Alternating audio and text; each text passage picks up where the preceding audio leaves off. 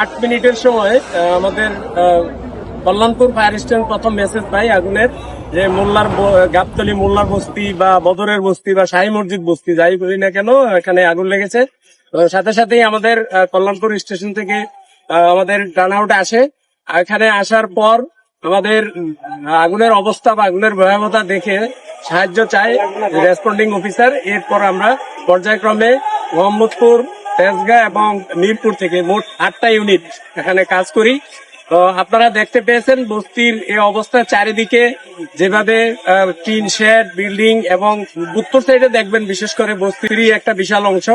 এবং আমাদের লোকজন আসার পর কাজ শুরু করে এবং চারিদিক থেকে আমরা অ্যাটাক করি আগুনকে, যার ফলে আগুনটা ছড়াতে পারে নাই। আগুন কিন্তু অনেক ছড়াতে পারতো। আপনারা যদি দেখেন উত্তর দিক এবং উত্তর পূর্ব দিক অনেকটাই একেবারেই নিয়ারেস্ট সাথে লাগানো একটা চিকন মাত্র গলি, শুধু আমাদের লোক ওয়ালের উপর দিয়ে গিয়েছে, ওখানে গিয়ে আগুনটাকে নির্বাপন করতে চেষ্টা করছে এবং আমরা আগুন নিয়ন্ত্রণে নিয়ে আসছি। আমরা 4:36 মিনিটে আগুন আমরা নিয়ন্ত্রণে নিয়ে আসছি। এখনো আমাদের ড্যাম্পিং ডাউন চলছে, ভিতরে কাজ চলছে, আপনারা দেখতে পাচ্ছেন।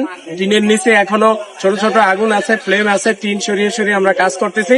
কাজ করতে আমাদের সময় লাগবে।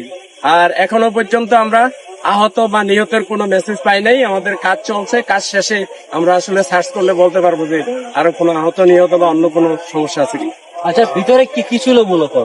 ভিতরে তো প্রথমত বস্তি ঘর ছিল, মানুষজন বসবাস করতো। এরপরে সাইডে এখানে বাস স্ট্যান্ড গাবতলী, আপনারা দেখতে পেয়েছেন যে আপনাদের পাশেই যে বাস আছে, একটা বাস, 2টা বাস রুজিনা পরিবহনের 2টা বাস পড়ে গেছে। এবং এই আমার পাশে ছোট ছোট দোকান ছিল, মোটর পার্টস বা গাড়ি ঠিক করে এই জাতীয়, ভিতরে বাসের ভিতরে ডেকোরেশন করে এই জাতীয় কিছু দোকান ছিল।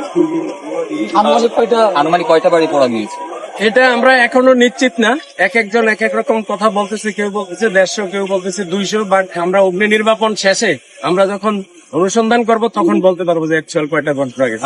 আগুন লাগার কারণটা কি জানা গেছে কিনা? আগুন লাগার কারণও এখনো আমরা জানি নাই, বাট আগুন নির্বাপন করতেছি। এখনো নির্বাপন শেষে আমরা এটা খোঁজ খবর নিব এবং আমরা তখন চেষ্টা করবো আগুনের কারণ বের করার। আরেকটা প্রশ্ন আছে, আপনারা আগুন কোন পর্যায়ে এসে পেয়েছিলেন? আমরা এসে দেখতে পেলাম যে পুরো বস্তি পুড়ে ছাই হয়ে গেছে। আপনারা আগুন কোন পরিস্থিতিতে এসে পেয়েছিলেন? আমরা আগুন পেয়েছি ফুললি ডেভেলপ স্টেজেই। এই বস্তিতে আগুন লাগে এখন শুষ্ক মৌসুম, আপনারা জানেন। আগুন লাগার সাথে সাথেই আগুন কিন্তু দ্রুত ছড়িয়ে যায়। তো আমাদের যখন মেসেজ পাইছে, আমরা আসার পরে দেখছি আমরা ফুললি ডেভেলপ স্টেজেই আগুন আছে। এখানে কোনো ধরনের কেমিক্যাল ছিল কিনা? না, আমরা এরকম কোনো কেমিক্যালের কোনো খবর পাইনি। এখানে আসলে বাসিন্দা কত ছিল, ঘর কত ছিল, এটা একটা আনুমানিক ধারণা কি আপনারা পাননি? না, আমরা এখনো ওই লাইনে আমরা এখনো কাজ শুরু করিনি। আমরা এখনো নির্বাপনের কাজটা করতেছি, এটা শেষ করে তারপর আমরা ওই লাইনে কাজ। প্রত্যক্ষদর্শীরা বলছেন যে আসলে ফায়ার সার্ভিসে আসতে কিছুটা বিলম্ব হয়েছে, তো এই বিষয়টিকে আসলে কি বলবো? এটা আসলে কি আর বলবো, আপনারা তো আমাদের সাথেই কাজ করেন। এটা একটা স্বাভাবিক মানুষের, সাধারণ মানুষের ভিতরে এভাবেই আসে যে কিছু লোক বলতে থাকে ফায়ার সার্ভিস দেরি করে আসছে, বিলম্বে আসছে। ফায়ার সার্ভিস দেরি করার প্রশ্নই ওঠে না। আর কল্যাণপুর ফায়ার স্টেশন একেবারেই কাছে, আপনারা জানেন যে গাবতলীর সাইডে এই ফায়ার স্টেশন, দেরি করার কোনো সুযোগ নেই। ফায়ার সার্ভিসও এর আগেও নানান তালিকা তৈরি করেছে, ঝুঁকিপূর্ণ তালিকা। আপনাদের এই বস্তিতে কি ঝুঁকিপূর্ণ তালিকায় ছিল কিনা? অবশ্যই। এবং এর আগে এখানে অগ্নিকাণ্ডের কোনো ঘটনা আপনাদের রেকর্ডে আছে কি? এর আগে অগ্নিকাণ্ড এখানে সহসাই হয় নাই। তো অগ্নিকাণ্ডে যেহেতু বস্তিগুলো সবই আমরা ঝুঁকির মধ্যেই রাখি এবং এটা ঝুঁকিপূর্ণ তালিকায় আছে। ঠিক আছে, ঠিক আছে, ঠিক আছে। আপনার পুরো নামটা একটু বলুন। নাম বলতেছে মোহাম্মদ সালেউদ্দিন, পরিচালক ফায়ার সার্ভিস ঢাকা বিভাগ। মোহাম্মদ সালেউদ্দিন, পরিচালক। ধন্যবাদ ভাই সবাইকে। সবাইকে ধন্যবাদ।